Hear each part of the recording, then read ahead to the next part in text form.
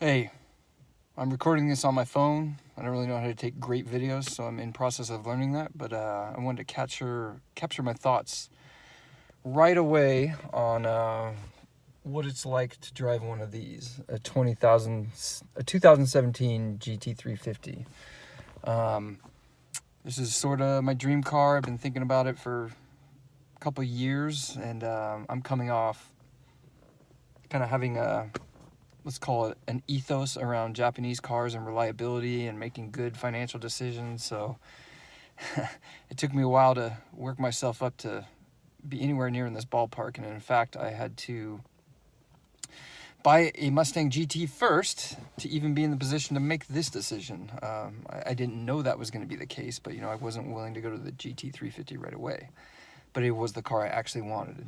And I've watched just about every video on YouTube. I completed the internet on this car, so to say. I read about every article, and of course, anyone who drives this car raves about it and how different it is than everything else. And I had a GT, 2016 GT. I had a Power Pack, a Ford Power Pack 2 on it, which bumped up the torque and horsepower. And just to get to probably why you might be watching this, I know it's kind of a slow opening, but this is a different car.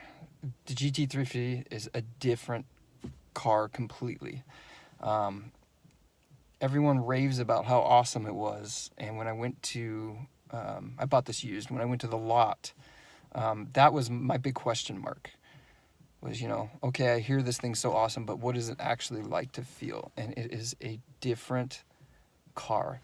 Why is it different? The engine, like everyone says it. I don't have any history with Ferraris or anything like that, and now I see why people compare it to a Ferrari, at least engine rev-wise and sound-wise. Transmission, compared to the GT, this thing, it's so much nicer. Less clunky, more precise. Handling's a lot tighter, and I can really tell.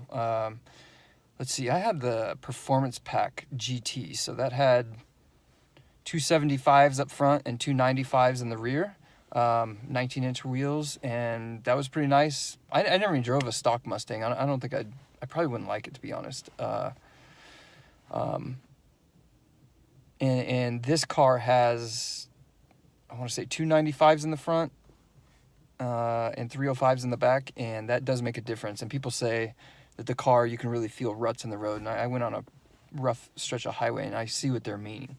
It really follows it, but the car feels competent and tight.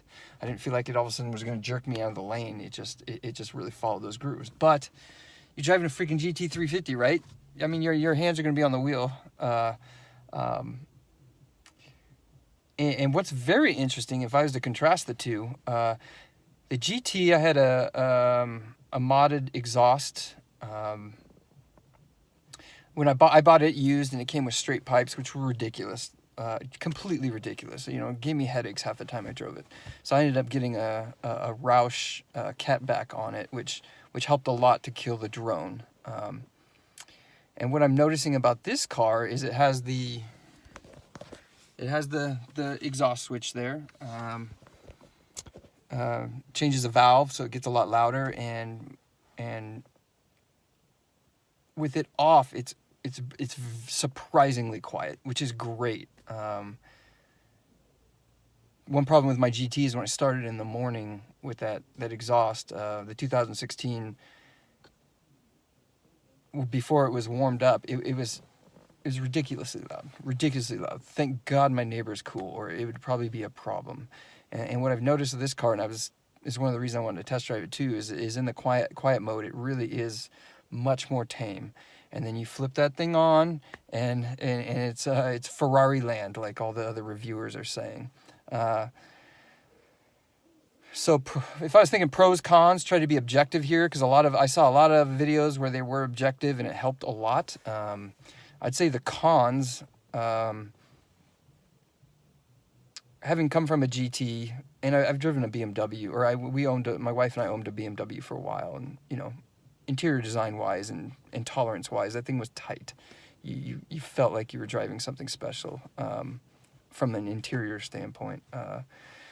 And this car, I can see what people mean. A lot of rattles come through the transmission. A lot of, you start getting higher speeds and you start revving more in the engine. More interior noise starts coming through, and I mean more from a kind of interior rattling and, you know, the engine transmission transferring to that. Do I care? No, because I kind of knew that coming into this car, that, you know, that was going to be one of the trade-offs. This is a Ford. It's not a BMW or a Lexus. We had an old school Lexus for a while, and super quiet and damp on the inside, and this is not that. But I knew it's not that, and you don't buy that if that's what you want. Other cons, gas mileage, whatever. You don't look at this class of car if that's what you care about. Just got it, so still haven't thought through all the cons. Pros, I guess I'm kind of comparing it to my GT. It's a different car. Holy crap. And people kind of talk about that thrill zone when they hit, this thing revs to 8,500. Everyone knows that. And kind of when it hits that $5,000 or 5,000 RPM range, it pulls a lot harder, and the high revs as a whole, it's just a whole different feeling than the GT was. You know, the GT pulled really hard, around 4,000, 4,500. This thing just slams when it gets 6,000 RPM. And when I picked it up today at the lot, the guy took me for a test drive, and he was obviously more comfortable with the car, and he slammed it. And it was one of the big things I wanted to look at, actually, and maybe what this video is about, was my GT with a performance pack. I've heard that the torque is more accessible. So, you know, that maybe it was actually the more fun car to drive. And I was that's why I wanted the test drive, is I wanted to vet that. And the GT, the torque was available lower. And, you know, it's pretty easy to lose the rear end on that thing. But I think this is actually a great trade-off, because I don't need the insane car performance when, you know, I'm in low RPMs, maybe pulling out of a parking lot and whatnot. And this is easier to move around that way. The GT, it was just like that threat of power. It would like never turned off. So this is kind of like the tale of the two cars, and I think my wife's actually gonna be more accepting of this car because of that. More contrast, to get back to what pulled me in on this pros cons thing. I'll compare it back to the GT.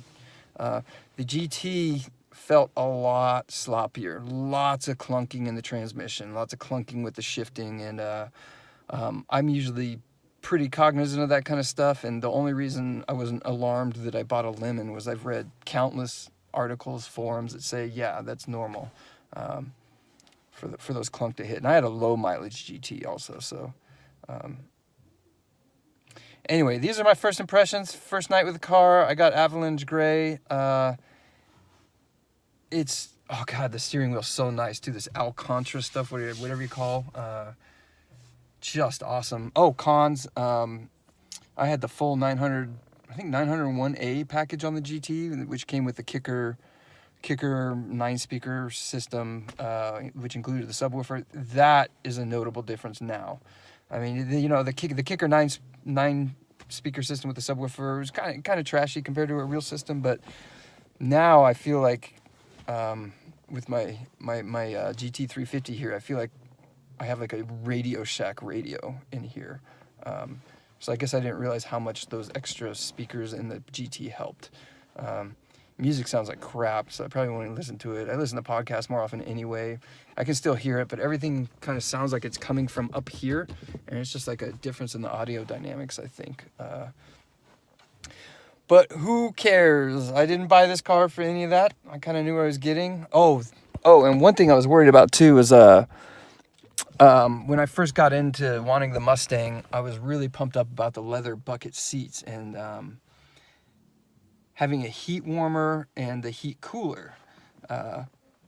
And so what my ideal car really was a GT350 with the bucket leather seats, cooling and heating, and I've kind of found that was harder. That was an option that was more rare in the GT package. And I kind of didn't want the Recaros, and completely changed my mind on that. The cooling and heating might have been nice, but this, I'm 5'8", 170, so I'm not a person where the seat is squeezing me uncomfortably so, and it's tight. It feels good. It's tight, not overly tight, but it's snug. And in a car like this where, you know, your body's getting slammed back when you want to unleash that beast at 5,000 RPM plus, it feels great. It feels great around the corners. I think these were the right seats to buy. I kind of miss that I'll have these blank slots there where there's a heater and a cooler, but oh well, trade-offs. Nothing's ever perfect. And I actually found with the Mustang, the coolers were quite unreliable. Often I couldn't feel them. And I read a lot of articles that was not abnormal. I actually got them replaced per a Ford tech, I can't remember what you call it, some kind of tech memo. It's basically where an internal Ford document that says, this is a known problem, this is how you correct it if someone brings it in. So I had those seat coolers replaced, and it was the same thing. It was cheesy. It was like, half the time I pressed that button, wouldn't feel anything. Half the time I pressed it, it'd feel good. So to wrap that story up, I don't think that's a big compromise. And maybe I'll be a little colder in the morning, but I mean, we're in California, and I'm sure if anyone's watching this outside of the state, you'll think it's ridiculous that we start whining and crying when it drops below 70. You know, it gets to be 60 degrees outside in the fall, and it's like, man, I need to turn the heat warmers on to 3 or I'm not going to be able to go to work. Anyway, I just want to capture my initial impressions. The video is probably kind of sloppy. It's on my phone. I hope to record some stuff in the future, maybe contrasting these a little more since I've had both cars. Between the GT, that is, and the GT350. Anyway, yeah, and I'll try to think about more precise language to try to describe what this thing's like.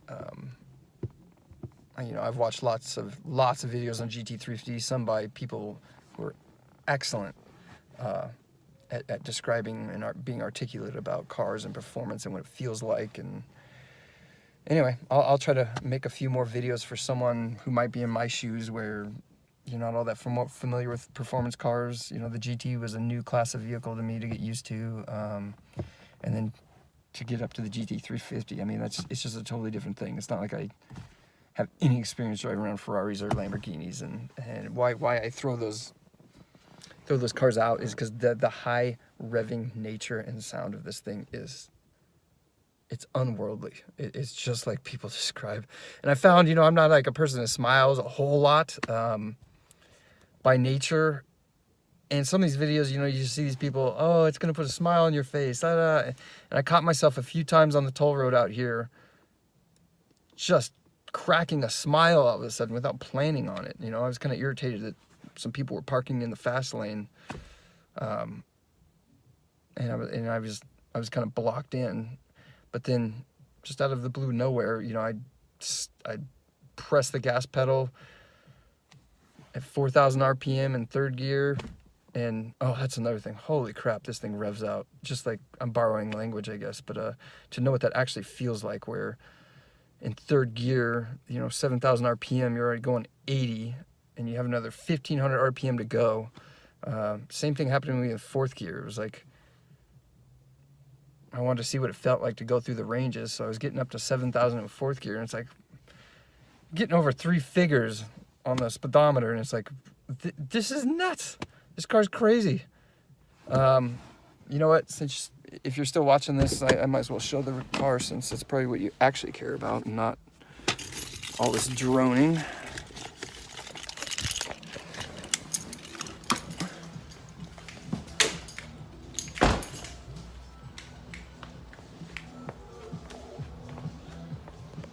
I got a custom Christmas light show on my house, so that's the music in the background. Dream car. Sick.